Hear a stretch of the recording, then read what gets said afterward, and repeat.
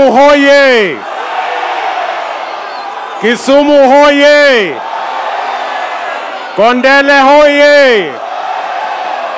Amoso ujodurua! Jodurua untie! Jodurua umor!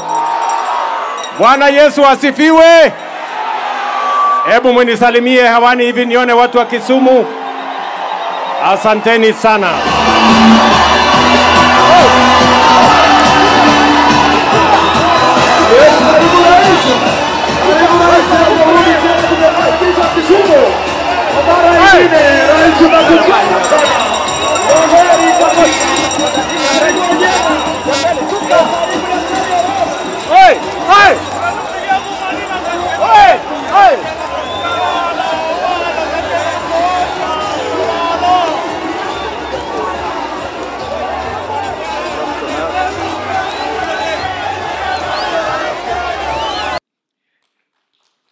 Despite the mixed result we got during climate negotiations held at COP29 in Baku, one can't help but be concerned by the minuscule share of Africa on carbon emission compared to the heavy price our continent is paying as a result of the impact on our cities and territories of extreme weather events translating into drought, floods, landslides, coastal erosion, and so on, costing lives and assets to our cities and territories.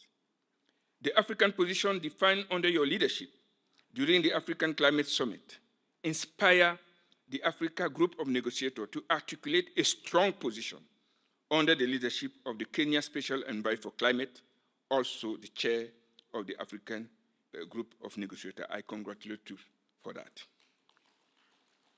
Mr. President, we are confident that through your inspired and visionary leadership, Africa will make serious progress towards the improvement of the living condition of the African people, particularly those living in poor neighborhoods of our city, and they constitute 60% of our cities, and particularly the youth that are yearning for opportunities, hope, and a dignified life.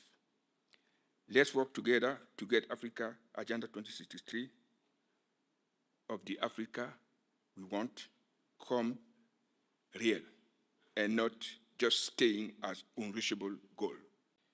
The successful organization of the Africity Summit in Kisumu has been an eye-opener for many decision makers from the national and local government, but also from the finance, investors, business, and community.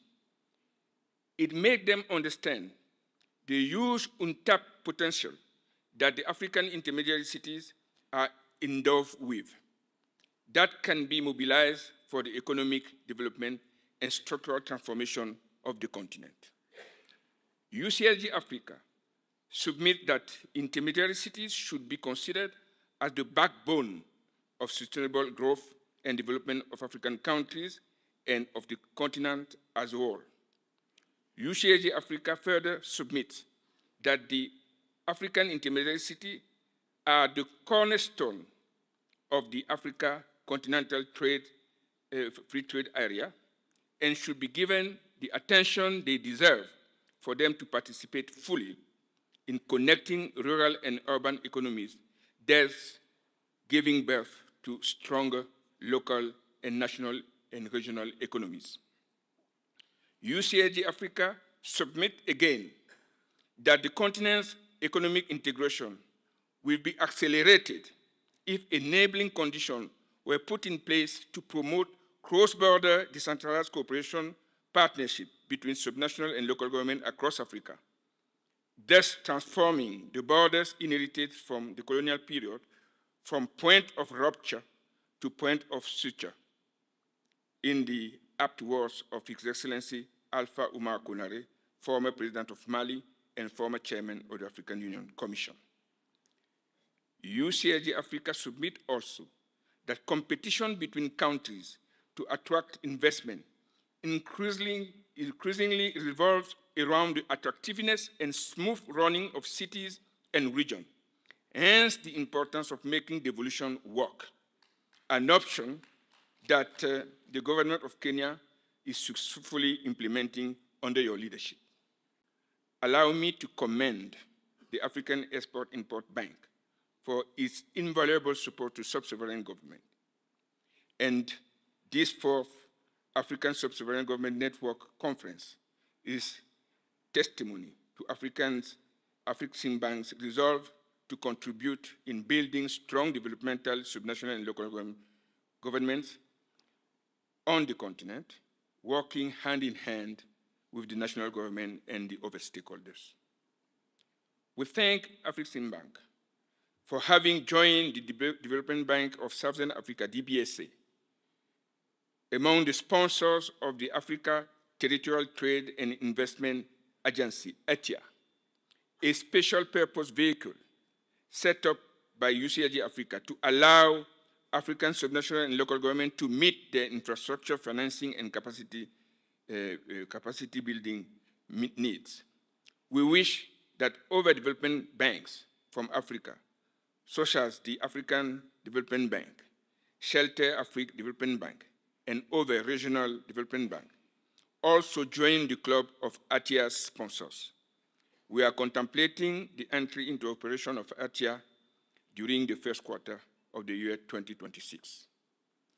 Excellency, Mr. President, during the Africa Climate Summit, organized under your leadership in September 2023, here in Nairobi, not here, but in Nairobi,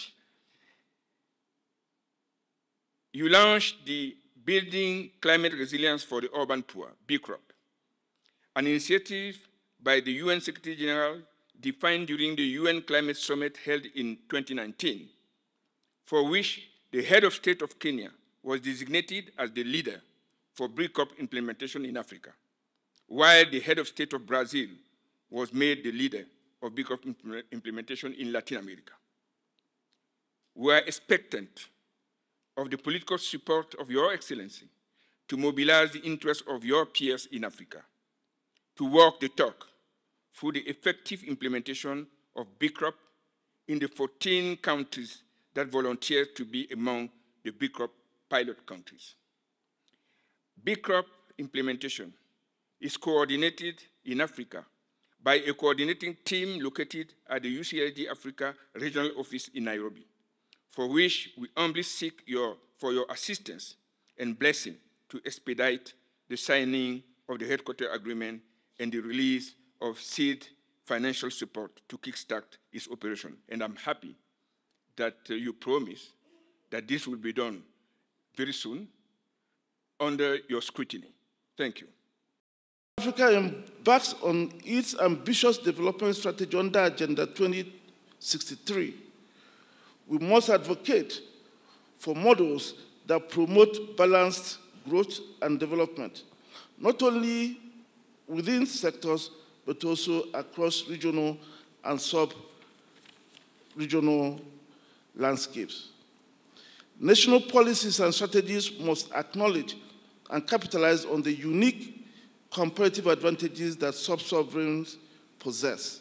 With physical borders dissolving, adjacent states, provinces, prefectures, counties, and governorates stand poised to harness efficiencies that transcend the limitations of international divides. With the removal of trade barriers, producers in one state may discover their best markets lie just across the border, rather than hundreds of kilometers away in their own country. Nature, in its wisdom, has distributed resources devoid of political boundaries, making sub-sovereigns the pivotal players in leveraging the AFCFTA to forge cross-border industrial clusters anchored on minerals and raw materials that know no borders.